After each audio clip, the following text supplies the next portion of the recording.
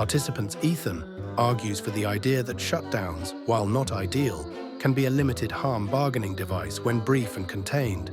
Marcus argues against, stressing concrete costs, inequities, and institutional damage. Ethan, start with scale and persistence. Most shutdowns are short. Markets typically shrug, output dips for a few weeks, then rebounds when government reopens and back pay lands. The best micro evidence shows furloughed workers tighten belts during the gap, but restore spending afterward. If the economic harm is largely timing rather than permanent, treating a short shutdown as bargaining leverage isn't crazy. Marcus, timing effects don't make the costs trivial. Temporary still hurts. Rent is due, groceries don't wait, childcare bills don't pause. Liquidity stress among furloughed workers is real, and it propagates to local businesses. Beyond households, concentrated losses slam gateway towns when parks close, permit-dependent firms stall projects, and public health surveillance gets interrupted. Those aren't just accounting blips. Ethan, agreed the micro harms are real. My point is about macro policy choices. In some negotiations, deadlines matter. If leadership believes a spending line must be drawn, the leverage of a lapse can force both sides to deal rather than punt forever. And because back pay is guaranteed, the long-run employment relationship remains intact for federal workers. Marcus, that's a narrow lens. First, not everyone gets made whole in practice. Contractors often don't see back pay. Second, the state's credibility suffers. Agencies lose staff as people bail after repeated blunt shocks, and it costs more to rehire and retrain. You don't see that fully in quarterly GDP. You see it in slower permitting, weaker enforcement, and brain drain. Ethan.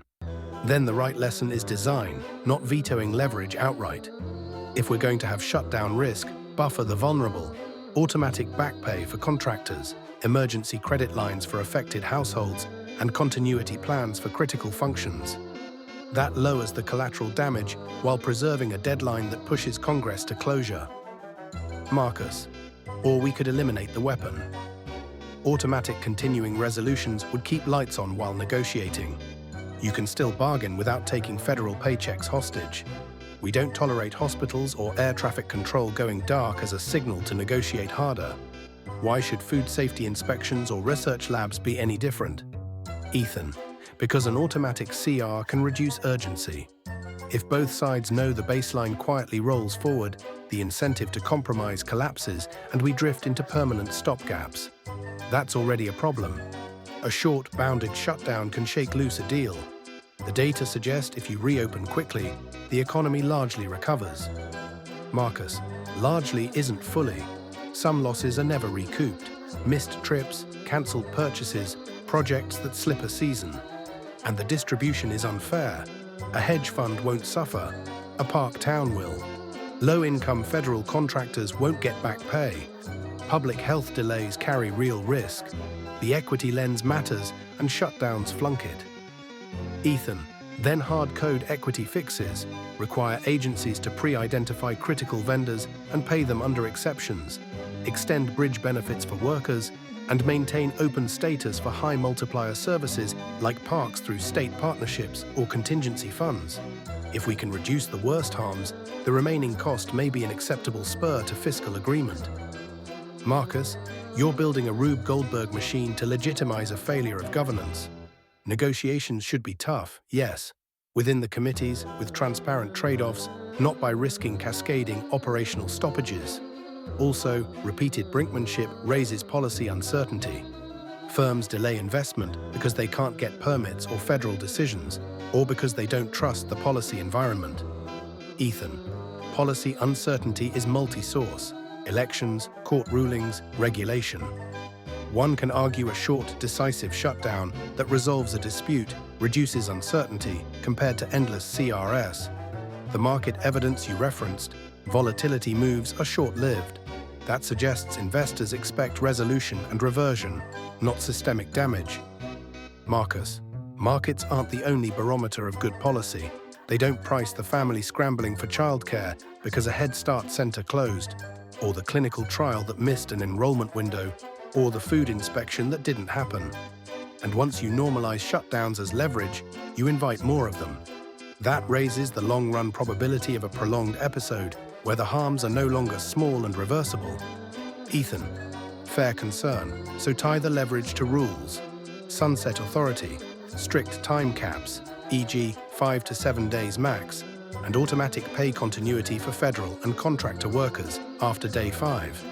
That way, the signal exists, but the humanitarian and operational costs are tightly bounded.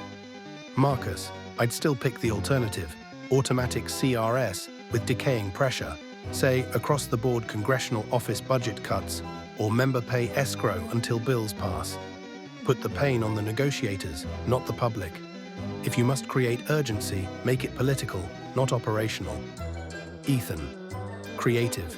I'd pair that with enforceable milestones and non-partisan scorekeeping, so both parties own delay. But if the votes aren't there for that reform, bargaining under current rules will happen. In that world, evidence says short shutdowns don't crater the economy. The responsible stance is to harden protections and reopen fast. Marcus, the responsible stance is to change the rules so we stop flirting with avoidable damage. The research is clear enough. Output falls during shutdowns, some losses never come back, and crucial services stall.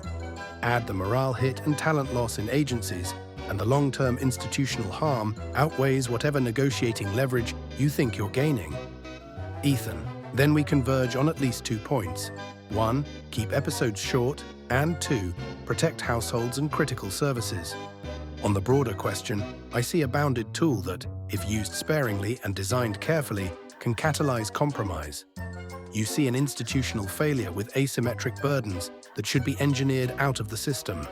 Marcus, exactly. So let's start with the shared fixes. Contingency pay protections, contractor back pay, uptime standards for essential services, and rapid restart protocols. Meanwhile, build momentum for automatic CRS and member-focused penalties so Congress bears the pressure next time, not families and small businesses. Ethan, deal on the safeguards.